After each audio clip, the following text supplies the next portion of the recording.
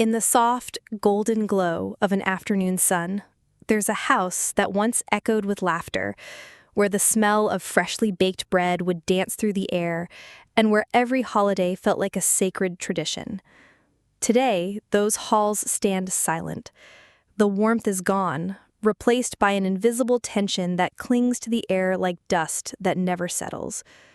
This is the story of how a family was torn apart not by an outsider, not by tragedy, but by something far more insidious: the fight over inheritance. It began quietly, almost innocently. The patriarch of the family, a man named Harold, was a figure of stability, a war veteran, a builder by trade, a father who sacrificed every personal comfort to ensure his 3 children, Michael, Sarah, and David, had the opportunities he never did. Harold and Margaret built a modest yet treasured home, filled it with memories, and invested in a small property that, over decades, skyrocketed in value. They never flaunted their wealth, but everyone knew it was there. When Margaret passed away, Harold became a little quieter. He spent more time in the garden, tending to the roses she loved. But age, as it always does, began to catch up with him. His health declined, and conversations about what comes next started to hover over family dinners like an uninvited ghost. Harold wanted the house to stay in the family, to be a place where future grandchildren could still gather. But the siblings, they didn't all agree. Michael, the eldest, saw the property as an asset, one that could be sold to pay off his own mortgage and give him breathing room in life.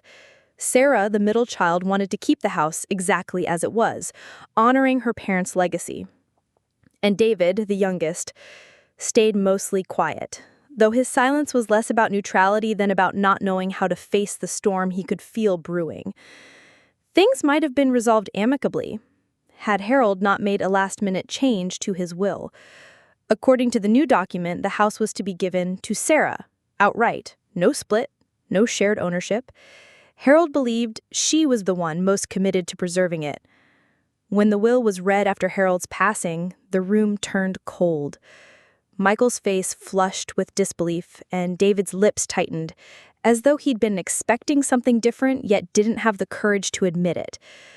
The next few weeks were chaos. Michael accused Sarah of manipulating their father in his final years. Sarah, deeply hurt, insisted it was Harold's decision alone. David tried to mediate, but quickly found himself labeled a coward by both sides. The siblings stopped calling each other. The house, once a beacon of togetherness, became a battlefield of lawyers, court filings, and bitter late-night social media posts. And here's the thing about inheritance disputes.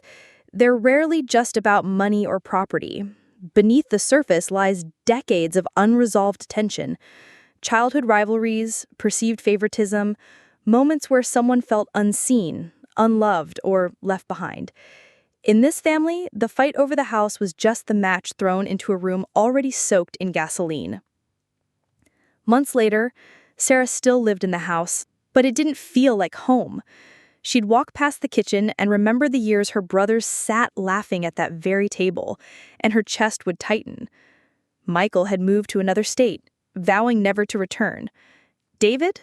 He drifted somewhere between them, unable to fully commit to either side, yet unable to heal the rift. The saddest truth was the value of the property could have easily been divided in a way that left everyone financially comfortable. But pride, resentment, and old wounds turned cooperation into an impossibility. The inheritance wasn't just money. It was a symbol of love, of fairness, of belonging. And when that symbol was lost, so too was the family. If you're listening to this story on Ocean Sun Stories, take it as a gentle reminder. Legacies are not made of bricks or bank accounts. They are made of the relationships we nurture and protect. No matter how tempting it is to fight for the tangible, remember that family, when healthy, cannot be bought, replaced, or rebuilt once destroyed. So talk. Have the hard conversations before it's too late. Make your wishes clear, but also be willing to hear the hearts of those you love. Because at the end of it all, the most valuable inheritance you can leave is peace.